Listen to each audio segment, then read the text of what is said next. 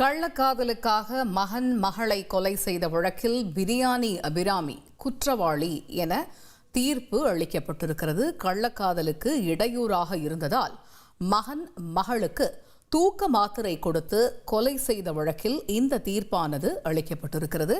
இது குறித்த கூடுதல் விவரங்களை கேட்போம். செய்தியாளர் தன்ராஜ் இணைகிறார். தன்ராஜ், முழு விவரங்கள் என்ன?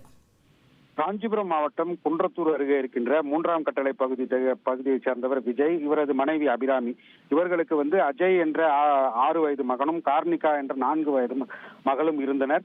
இந்த நிலையில அபிராமி இந்த டிக்டாக் மூலமாக புகழடைந்து வந்த நிலையில அந்த பகுதியில் இருக்கின்ற பிரியாணி கடைக்காரருடன் தொடர்பு ஏற்பட்டு அது நாளடைவில் கள்ளக்காதலாக மாறி இருக்கிறது.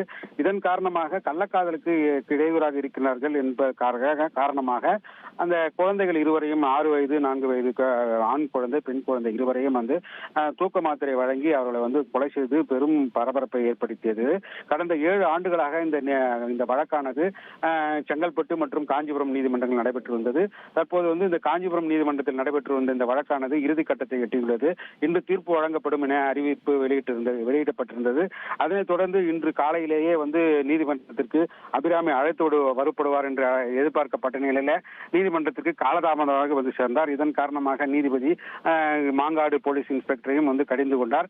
அதனைத் தொடர்ந்து தற்போது பலத்த காவலுக்கிடையே அபிராமி நீதிமன்ற வளாகத்திற்கு காஞ்சிபுரம் நீதிமன்ற வளாகத்திற்கு கொண்டு வரப்பட்டார். அதைத் தொடர்ந்து நீதிபதி முன்பு ஆஜர்படுத்தப்பட்ட நிலையில தற்போது இருவரையுமே மீனாட்சி சுந்தரம், அவருடைய கள்ளக்காதலர் மீனாட்சி சுந்தரம் மற்றும் அபிராமி இருவருமே அந்த குற்றவாளிகள் என தீர்மானித்து நீதிபதி தீர்ப்பளிக்க உள்ளதாக தெரிவித்தார். இதனைத் தொடர்ந்து அவர்கள் இருவருமே நீதிபதியிடம் தற்போது நாங்கள் இருவருமே 7 ஆண்டுகளாக மீனாட்சி சுந்தரம் 7 ஆண்டுகளாக நீதிமன்றத்தில் ஜெயிலில் இருப்பதாகவும் அதனால நீதிமன்றத்தில் குற்றத்தை ஒப்புக்கொண்டு அந்த குற்றவாளி என்ற தீர்ப்பு வழங்குவதற்கு முன்பு அந்த நீதிமன்றத்திலே தன்னுடைய கண்ணீர் விட்டு கதறி வருகிறார். மேலும் அபிராமியும் தனக்கு நீதியை குறைத்து வழங்க வேண்டும், குற்றத்தை ஒப்புக்கொண்ட காரணத்துக்காக தண்டனையை குறைத்து வழங்க வேண்டும் என்று கேட்டு நீதிபதியிடம் அழுது வருகிறார்கள். இது